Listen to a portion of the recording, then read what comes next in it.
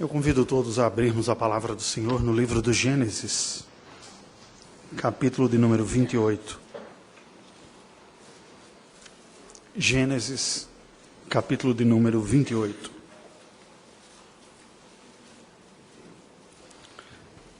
A partir do verso de número 10 até o final. Assim nos diz a palavra do Senhor. Partiu Jacó de Berseba e seguiu para Harã. Tendo chegado a certo lugar, ali passou a noite, pois já era sol posto. Tomou uma das pedras do lugar, fê-la seu travesseiro, e se deitou ali mesmo para dormir. E sonhou.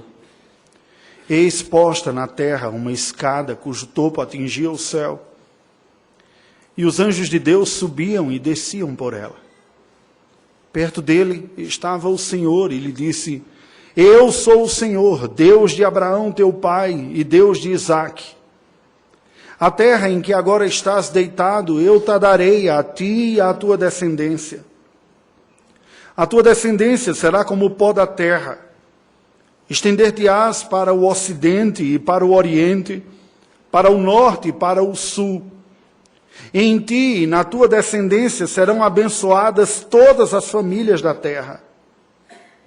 Eis que eu estou contigo e te guardarei por onde quer que fores.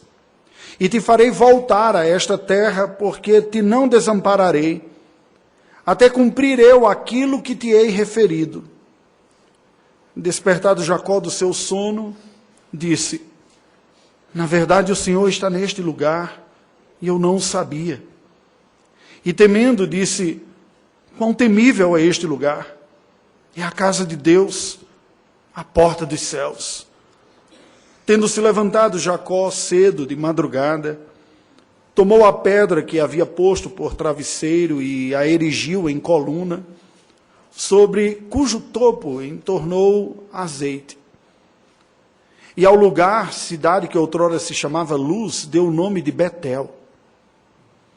Fez também Jacó um voto, dizendo: Se Deus for comigo e me guardar nesta jornada que empreendo, e me der pão para comer e roupa que me vista, de maneira que eu volte em paz para a casa de meu pai, então o Senhor será o meu Deus. E a pedra que erigi por coluna será a casa de Deus. E de tudo quanto me concederes, certamente eu te darei o dízimo. Oremos ao Senhor. Ó Deus, é em sincera fraqueza que eu me encontro diante da Tua presença e desta congregação. É em consciência da absoluta necessidade de Tua graça a assistir-me em minhas próprias necessidades e carências espirituais, que busco ao Senhor e a assistência do Senhor nesse instante. Que Tu não leves em consideração as fragilidades nossas como condições para sermos edificados pela Tua graça, mas que Tu leves em consideração as nossas fragilidades para que Tu mesmo venha nos socorrer, nos assistindo, revelando-te a Ti e ao Teu favor a nós através de Cristo Jesus, em quem oramos. Amém. Meus queridos, após Jacó ter tramado com a sua mãe, Rebeca, para conseguir a bênção que Isaque proferiria sobre o primogênito Esaú, e ter levado depois daquela tramóia, a situação ficou complicada na sua casa. Ele enganou seu pai, enganou seu irmão, e agora amargava aquela saída apressada de casa, devido à ameaça de morte que o seu irmão deixava escapar aos seus ouvidos, aguardando apenas o envelhecido patriarca falecer, para se vingar daquela tramóia que seu irmão fizera a Jacó, lhe tirando o direito do irmão mais velho, Esaú. Ele fugiu às pressas da casa do seu pai, sob o pretexto de buscar um casamento adequado. Mas, dadas as circunstâncias em que aquilo ocorreu, ele se dirige à terra do Oriente numa condição bem diferente que o seu pai foi buscar a noiva para si. Com um dote bem medido, Eliezer foi atrás da noiva para Isaac e encontrou Rebeca e a trouxe. Mas esta não é a situação de Jacó. Colhendo o fruto das suas decisões, de suas escolhas, ele está sozinho, trilhando uma jornada de mais de 1000 quilômetros rumo ao Oriente. Possivelmente sua cabeça sendo visitada por muitas ideias, tais como: que besteira que eu fiz. Acabei com a minha vida. Enganei o meu pai, idoso, e o meu irmão, que nunca me fez mal. Mas eu me aproveitei dos seus pontos de fraqueza para me beneficiar e lhe roubei a bênção da primogenitura. Agora eu estou aqui, sozinho, no nada e com nada, peregrinando nesta terra deserta. Talvez nem tenha condições mais de ver o meu pai, que já está bem idoso. Não sinto mais o carinho da minha mãe, com o qual cresci e estava bem acostumado como filho predileto que era. O meu irmão nutre por mim um ódio mortal, o desejo de se vingar, tirando a minha própria vida pelo que fiz com ele. Aqui estou, solteiro, pobre, mesmo tendo ouvido a bênção do meu pai, não é isso que eu estou sentindo em meu coração. Eu não me sinto uma pessoa abençoada, porque até a forma como eu obtive aquela bênção não foi uma forma correta. E agora? O que será da minha vida?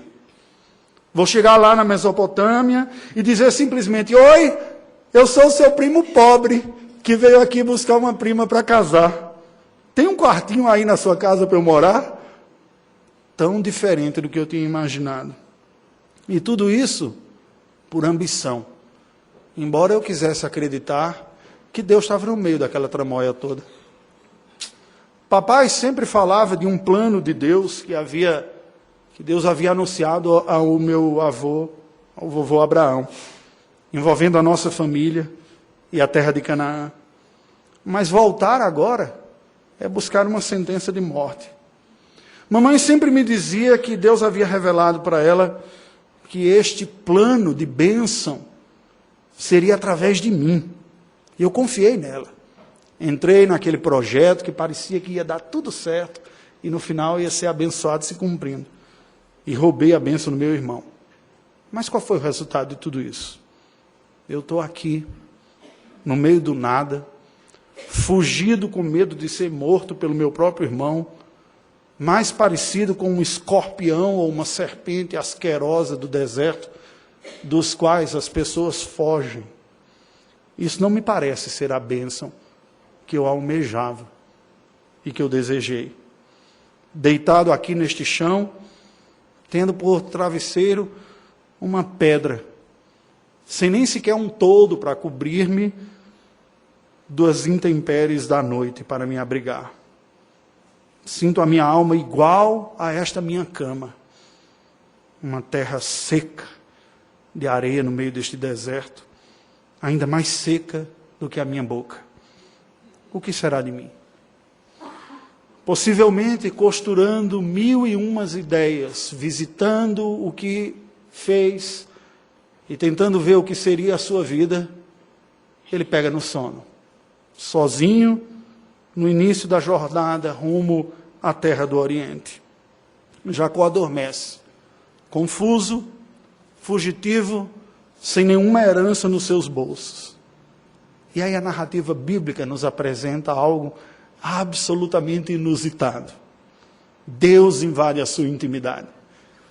No momento em que ele está a dormir, o Senhor lhe aparece no mais recôndito, oculto de sua alma, na sala mais escondida do seu ser, o lugar onde a psicologia afirma que nem a nossa consciência tem acesso, pois a psique humana manipula o conteúdo do nosso inconsciente na forma de sonhos. diz a teoria psicológica. E é quando o seu inconsciente está trabalhando com os elementos todos de sua vida, que o próprio Deus visita este lugar e lhe aparece em sonhos, e em sonhos fala com ele. Porque somente Deus tem a capacidade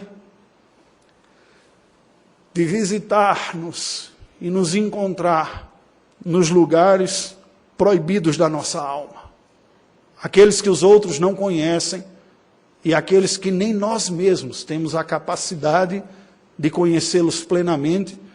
Por isso que a nossa mente bloqueia algumas destas coisas, lançando-as para um inconsciente profundo. Mas foi lá que Deus apareceu, ultrapassando as portas fechadas da alma, como Ele costuma fazer, para libertar os que ama dos seus demônios interiores que nos ameaçam. Nesta noite eu gostaria de refletir com os irmãos, baseado nesta experiência de Jacó, sobre o impacto da autorrevelação divina aos seus. O texto que nós lemos nos apresenta duas porções. A primeira delas vai do verso 10 ao verso de número 15, que é a visão da escada. Acompanhemos o que esses versículos nos dizem. Nos versos de 10 a 12, nós vemos que Jacó está a caminho de Berseba, rumo a Harã, quando adormece e sonha com o céu. Ele tem uma visão de uma escada que sai da terra e vai até o céu, e anjos subindo e descendo. E no momento que ele está contemplando isto, em seus sonhos, o próprio Deus anuncia a Jacó as bênçãos patriarcais, aquela mesma que havia dito ao seu pai Isaque, mas primeiramente havia dito ao seu avô Abraão, e que era agora dirigida a ele, este usurpador da bênção. O Senhor anuncia que será o seu Deus, que aquela terra em que ele estava dormindo e deixando para trás por fugir do que fez, seria a terra prometida e que ele retornaria. E que o Senhor mesmo estenderia a bênção que daria da sua presença na vida de Jacó a todas as famílias da terra. No verso número 15, o Senhor afirma esta verdade gloriosa: eis que eu estou contigo. Eu não te desampararei, mas eu cumprirei na tua vida o que prometi. O que nós aprendemos disso, meus queridos? Há uma lição histórica e bíblica aqui, que diz respeito aos sonhos revelacionais. O autor aos Hebreus nos explica que antes de se completar a revelação bíblica, nos tempos longínquos, como estes dias, os dias da era patriarcal, que não havia nada de palavra de Deus, Deus usou no passado várias formas alternativas para revelar a sua vontade. E sonhos foram uma delas. Em importantes momentos, com mensagens específicas que apontavam para a história da redenção. A maioria dos sonhos dos próprios personagens bíblicos era igual aos nossos. Eram frutos da nossa psique. Quando o corpo relaxa e desliga, a nossa mente trabalha com tudo aquilo que nós processamos para dentro de nós mesmos. Algumas coisas conscientemente presentes e outras que fogem à nossa capacidade de enxergar objetivamente, que são bloqueadas pelo próprio inconsciente, segundo a teoria psicológica. Tamanha gravidade de que lá estão. No entanto, este sonho se manifestou como sendo um destes especiais e revelacionais. Um dos recursos que Deus usou no passado para Ele mesmo comunicar algo ao seu povo, como fez aqui.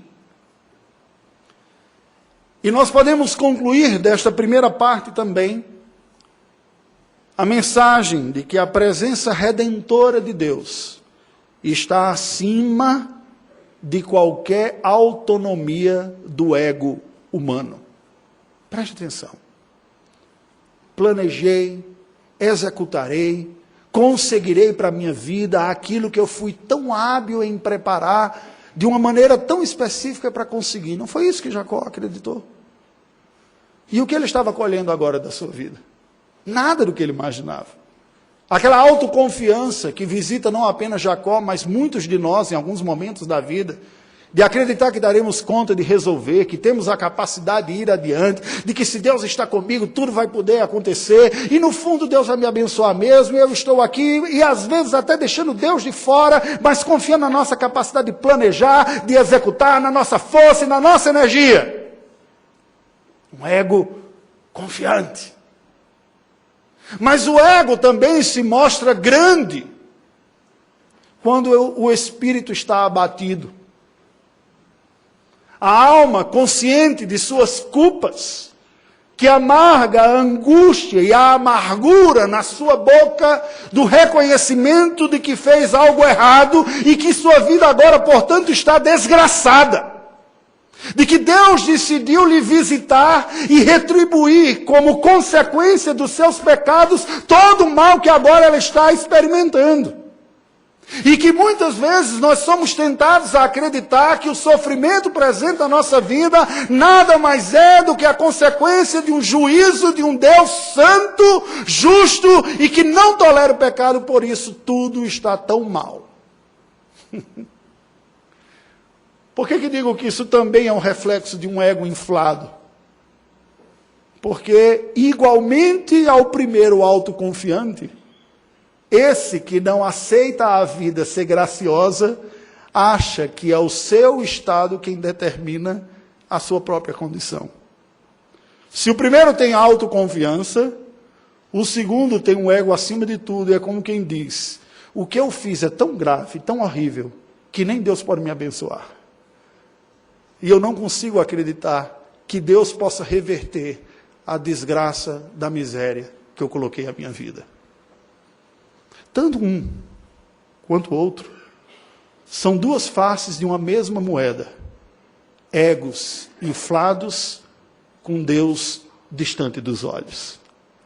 E nós vemos presentes aqui. A única realidade que pode mudar essa desgraça na nossa vida é Deus irromper na nossa vida. E Ele é especialista em fazer isso. E entrar na vida de pecadores e dizer, sou eu que desequilibro a sua equação. Sou eu que construo a nova realidade.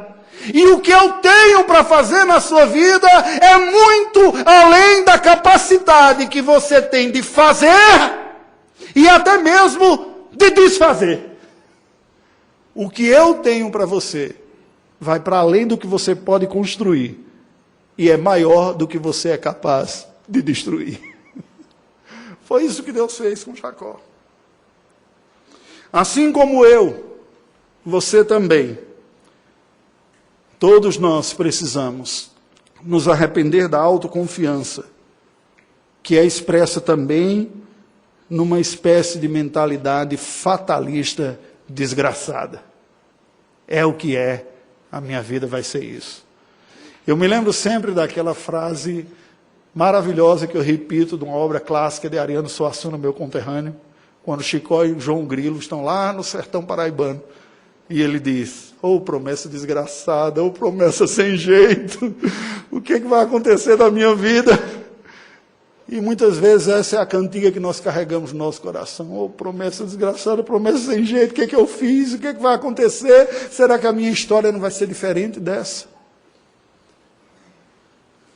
Quando nós olhamos para Cristo, nós vemos Deus vindo ao nosso encontro, vestindo a nossa humanidade, sofrendo os nossos horrores, conhecendo os nossos tormentos. Nós estamos diante do único capaz de destruir os nossos demônios, pois ele esmagou a cabeça da serpente na cruz do Calvário.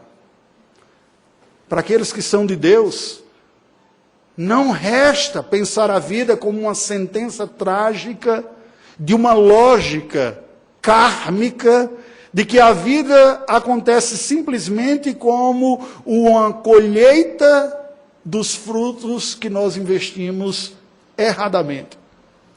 Veja, é verdade. Tudo o que fazemos tem suas consequências.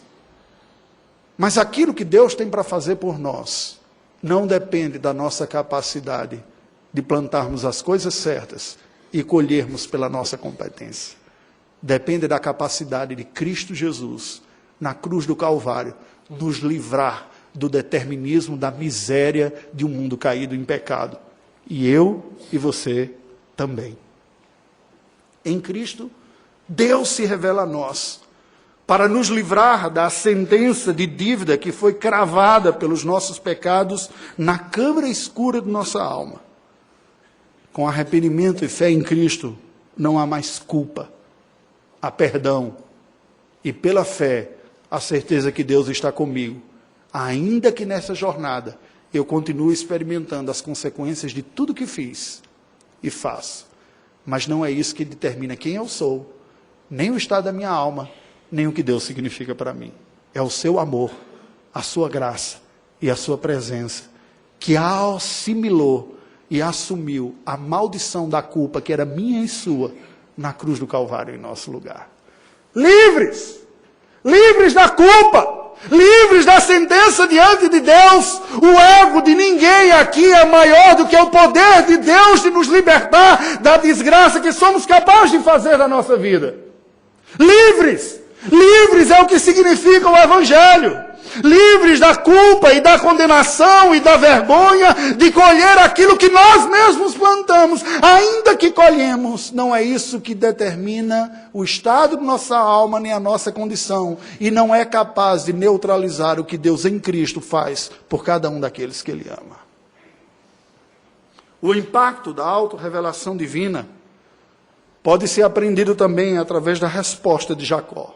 Vejamos os versículos de 16 a 22. Nos versos 16 e 17, nós lemos que Jacó foi despertado do seu sono e tomado por uma profunda consciência divina. Ele diz, na verdade, o Senhor está neste lugar e eu não sabia. E temendo, ele afirma, quão temível é este lugar, é a casa de Deus, a porta dos céus. Jacó unge aquela pedra que ele tomou por travesseiro, a erige, coloca em pé, derrama azeite e diz, isso aqui não é só uma pedra, não foi apenas um travesseiro desconfortável que eu usei na noite do deserto. Agora é um ícone, é uma lembrança da presença de Deus na minha vida, de Deus me visitando no momento que eu achava que Ele estava mais distante, mais ausente, e que eu me julgava o que de fato sou, o mais inapropriado da presença de Deus. A consciência de Betel, casa de Deus, se estabelece em si. Nos versos 20 a 22, Jacó firma um propósito de serviço religioso após um cumprimento probatório. Ele vai dizer, faz um voto e diz, se o Senhor me guardar em toda a minha jornada que empreendo, me der pão para comer, roupa para me vestir, de maneira que eu volte em paz à casa do meu pai, então tu serás o meu Deus, e esta pedra será a casa de Deus.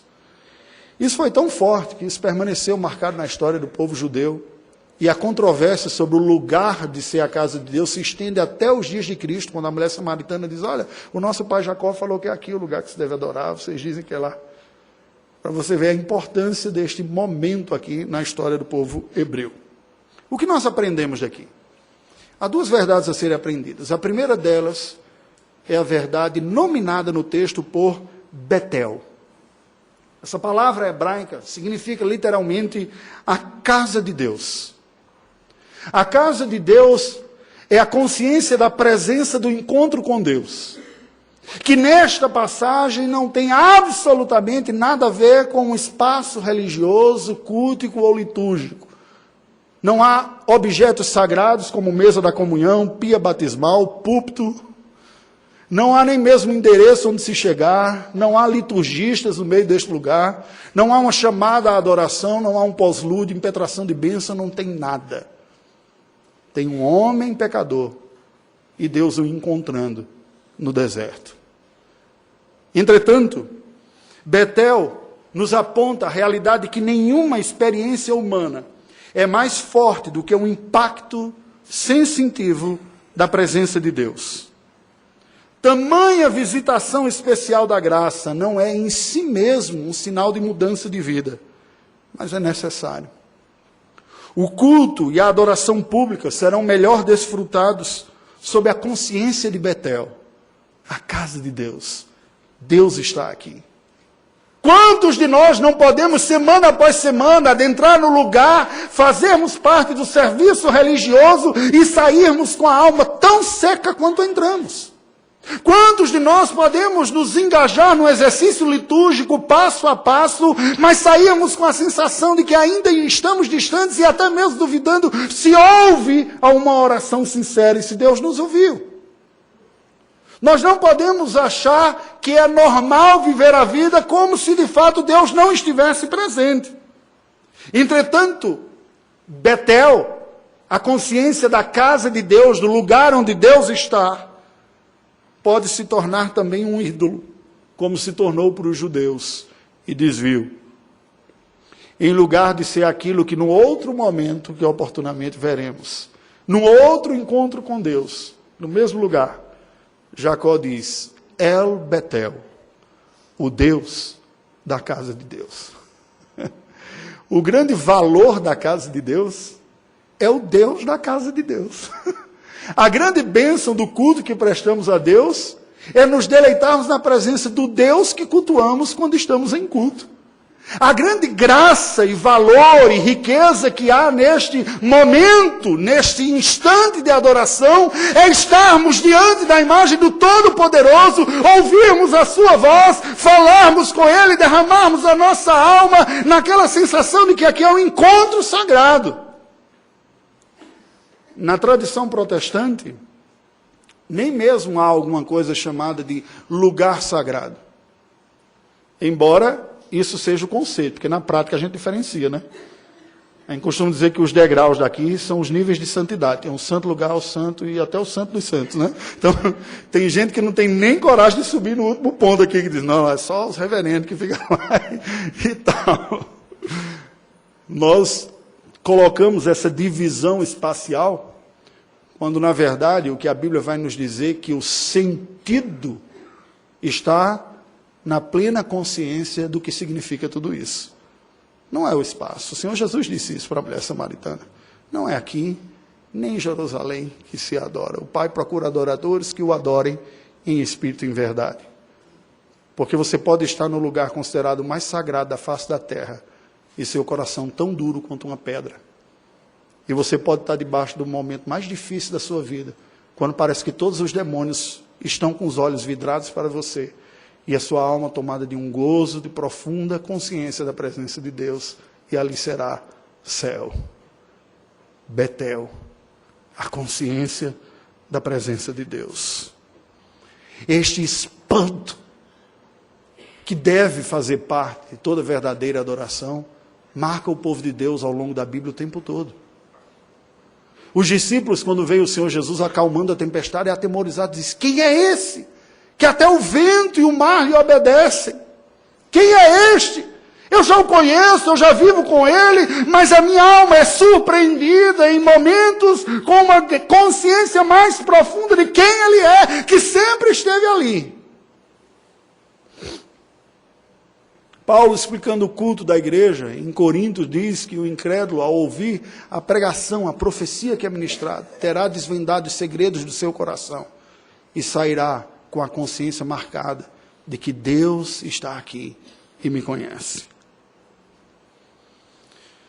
Mas há uma outra verdade ensinada nesse texto de difícil interpretação. Os estudiosos se dividem a respeito do significado do voto de Jacó. Um voto controverso. Há quem veja neste voto um sinal de conversão, porque os votos existiam na Bíblia, são compromissos de gratidão. A pessoa que diz, não, ele foi tocado pela presença de Deus, ele diz, olha Senhor, eu vou te seguir agora, se o Senhor me abençoar, eu vou voltar para a terra, como que uma resposta àquilo que Deus prometeu para ele. E vou te dar o dízimo de tudo que o Senhor me der. No entanto, há algo curioso neste voto. Porque há um serviço condicionado ao futuro. E quando nós empurramos para o futuro alguma coisa que nós podemos experimentar no presente, ou devemos, tem uma palavrinha para isso. Procrastinação. Nessas palavras de Jacó, em alguma medida, ele está lançando para o futuro o que deveria ser a dinâmica do presente. Servir, adorar o Senhor, consagrar-se para o serviço, não depende das condições melhores. E veja que não é preciso ser muito esperto para perceber esses riscos na nossa própria vida. Qual é o tempo da resposta piedosa? Qual é o tempo da resposta da nossa vida, aquilo que aprendemos da palavra de Deus e ao chamado de Deus para a nossa vida? Qual é o tempo? O tempo que a Bíblia diz é só um. É hoje. Hoje, se ouvirdes a voz do Senhor teu Deus, não endureçais o vosso coração, como nos dias de Meribá. Não é amanhã. O serviço ao Senhor não depende das condições ou das circunstâncias melhorarem. Se o Senhor me der comida, se o Senhor me der bebida, se o Senhor fizer com que eu passe no vestibular, eu consiga aquela promoção no trabalho, eu mude para aquele outro lugar, eu case com aquela mulher, eu tenho uma pós-graduação. Se o Senhor fizer isso, aí eu vou me dedicar mais, com gratidão, com alegria no meu coração. Se o Senhor fizer isso. O tempo da resposta piedosa é hoje. Com o que temos. Com o que somos. Sem barganha. Sem negociata com Deus. Não está uma prova aqui. Se o Senhor provar que o Senhor é mesmo isso que está dizendo, aí eu vou responder como o Senhor está pedindo. Quando a alma é tocada por Deus e a consciência da presença de Deus se estabelece, é a hora de uma resposta diferente na vida. Mas Jacó se assemelha muito a mim e a você em algumas circunstâncias. Ele também era meio lento em aprender algumas coisas na sua vida, como a sua vida demonstra. Nós aprendemos que o impacto da autorrevelação divina, falando a nós pelo Espírito, através da palavra, indica que não há realidade mais forte e poderosa no universo do que a graciosa presença divina. E a consciência da presença redentora deve ser suficientemente motivadora para nós vivermos para Ele, sem barganhas. Não despreze as visitações da graça. Quando Deus lhe fala ao coração. Quando o Evangelho encontra eco na sua vida. Quando você sai com a alma despertada, não despreze. Sabe por quê? Porque a batalha que se estabelece no nosso coração e na nossa alma é a batalha, como disse o meu colega Marcelo, que esteve aqui, do profeta dentro de nós, ao qual ouviremos. Ao falso profeta nos acusando todas as misérias diante de nós e as circunstâncias da vida adversas, ou o profeta de Deus que diz, eu estou contigo, eu cumprirei na sua vida, apesar de você, o que eu tenho, porque eu sou soberano, gracioso e misericordioso. Respostas diferentes podem ocorrer. Saulo é um bom exemplo disso. Perseguidor da igreja, que tem uma visão de Deus também. Uma visão que lhe cegou os olhos, mas que mudou completamente a sua vida e o seu coração. Ele não precisou de um outro encontro com Deus. Ele levantou-se em um estado de conversão. E quando seus olhos voltam a enxergar, ele se torna agora um colaborador do reino de Deus. É isso que nós devemos fazer. A mensagem deste texto original, o que Deus estava falando para o seu povo era o seguinte: assim como Jacó, o povo da aliança, é fruto de uma soberana escolha de Deus. Jacó, o filho de Isaac e Rebeca, fora soberanamente escolhido pelo Senhor para ser o patriarca sucessor, para levar adiante na história o pacto de redenção de um povo para Deus, a se estender a todas as famílias da terra. Preste atenção, porque a grande tentação nossa é ouvir essa história só como se fosse a historinha de Jacó com Deus. E é verdade que foi a historinha de Jacó com Deus, mas na historinha de Jacó com Deus estava incluída todas as famílias da terra. Nós temos que entender que, em última instância, a questão não é simplesmente a minha história com Deus, mas é a história de Deus na minha vida e através de mim, para outros tantos quantos Deus tiver. Eu não sou o foco da questão, não é o que eu sinto, o que eu desejo, mas aquilo que Deus me inclui. E é isso que Deus está dizendo para o seu povo, através daqui, olhar, apesar de Jacó, Deus está levando adiante a sua obra. Essa ótica demasiadamente humana e natural do patriarca revelava a sua cegueira espiritual. Por isso que ele foi levado a fazer aquela tramóia. Ele não via uma maneira de executar aquilo, senão daquela maneira. Mas Deus manifesta a graça dizendo, você vai colher as consequências disso que você fez, mas ainda assim eu vou lhe abençoar. E vou cumprir o meu projeto através da sua vida, com a maior de todas as bênçãos pactuais, que é a própria presença de Deus. Eu estarei com você. E aquilo que é resultante dela, a redenção experimentada. Jacó, entretanto, constantemente se esquecia destas realidades gloriosas e vivia aquém daquilo que Deus tem para a vida dela. Eu não sei como você se sente ao ouvir isso. Eu me sinto vergonhosamente muito próximo deste homem. Precisando ser relembrado por Deus do que Ele está fazendo na minha vida, precisando ser relembrado por Deus que não são as circunstâncias que eu planejei ou que eu imaginava como melhor, que são a realidade interpretativa da história, ou da minha própria história.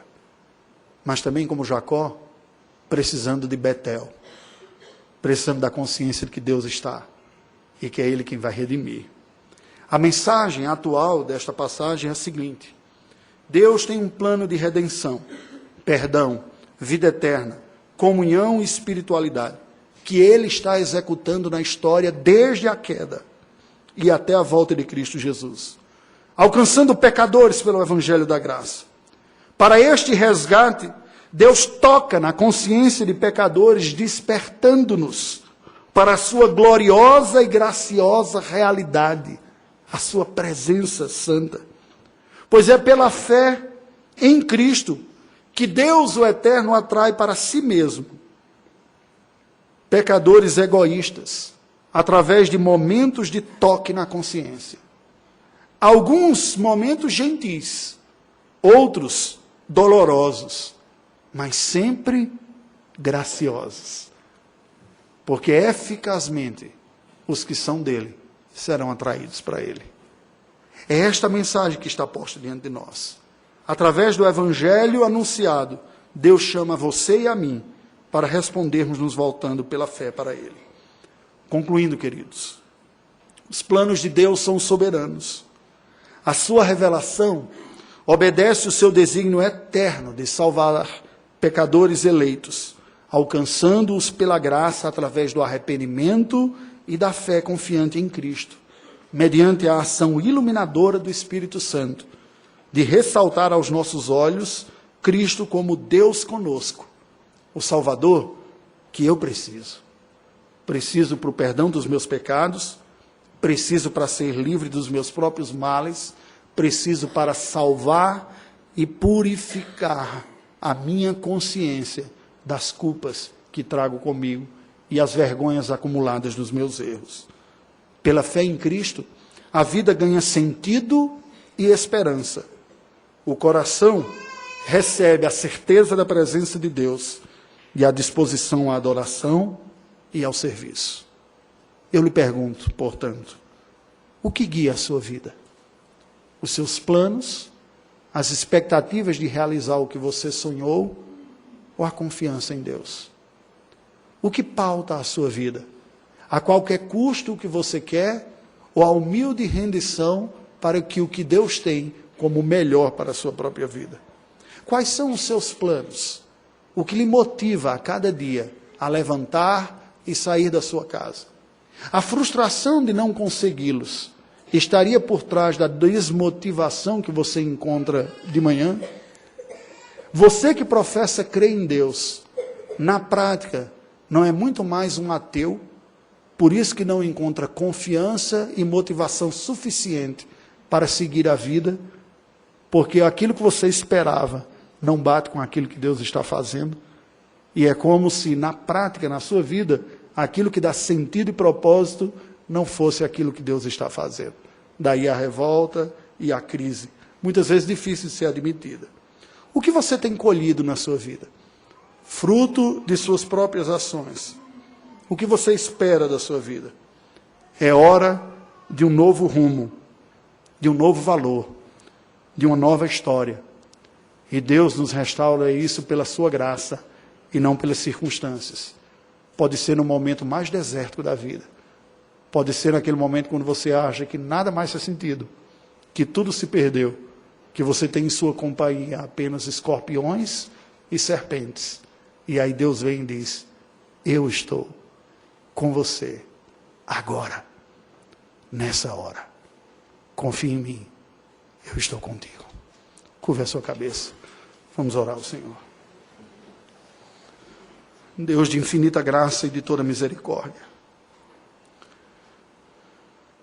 é com temor e tremor que me achego diante da Tua presença e intercedo por mim e pelos meus irmãos. Colocamos-nos agora diante de Ti em súplica, pedindo a Tua misericórdia sobre nós, pedindo o Teu perdão para a nossa incredulidade. Pedimos a graça da consciência da Tua presença, a derramar-se como um verdadeiro bálsamo sobre a nossa alma, descedentando-nos daquilo que mais precisamos, que é o Senhor mesmo. Livra-nos, ó Deus,